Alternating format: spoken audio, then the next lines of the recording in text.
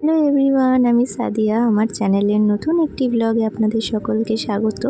আশা করি সবাই ভীষণ ভালো আছেন। পুজো তো প্রায় চলেই এলো বলে এইবারে পুজোয় কার কটা জামা হলো অবশ্যই আমাকে কমেন্ট করে জানাবেন। আজকে শুরু হচ্ছে আলসেমি মাখা ব্লগের সেকেন্ড ডে। আমি এখানে মায়ের কাছে এসে দেখছিলাম মা কী করছিল। তো মা এখানে পটল কাটছিল রান্না করবে বলে। আর আমার মা যখনই রান্না করে আমিও মায়ের সঙ্গে চলে আসি রান্নাঘরে গল্প করবো বলে। তো মা এখানে যথারীতি মাছ ভাজা করছে, তো মাছগুলোকে ভেজে তুলে নিয়েছে। তারপরে এখানে সমস্ত সবজিপাতি কেটে মাছ টাছ ভেজে রেডি করে রাখা। আজকে দুপুরে মা রান্না করেছিল পটল আলু মাছ দিয়ে একটা তরকারি। তারপরে মা চলে এসেছে বাতাবি লেবু কাটতে, ওটা আগে থেকেই কেটে রাখছিল। সবার কাছে একটা ছোট্ট অনুরোধ, সবাই প্লিজ আমার পাশে থাকবেন, আমার ভিডিওগুলোকে বেশি বেশি করে দেখবেন, শেয়ার করবেন অ্যান্ড সাবস্ক্রাইব করবেন। কারণ সব মানুষই তো ছোটো থেকে বড় হয়, কেউ তো আর বড় হয়ে জন্ম নেয় না, তাই না?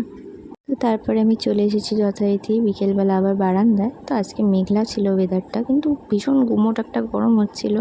তারপরে সন্ধ্যে 6:10 নাগাদ মা চলে এসেছে রান্নাঘরে। এখানে মা মাছ ভাজছে। এটা কী মাছ আমি আপনাদের বলবো না, আপনারা কমেন্ট করে জানাবেন। তো আজকে একটা ছোট্ট প্রশ্নই থাকবে, এটা কী মাছ, ঠিক আছে? আচ্ছা পোকা না।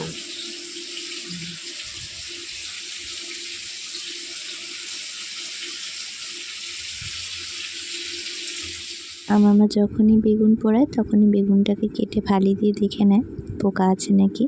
তো এখানে তারপরে মা রান্না করছিল আর আমি মায়ের সাথে দাঁড়িয়ে দাঁড়িয়ে গল্প করছিলাম, কারণ আমার এটা করতে ভীষণই ভালো লাগে।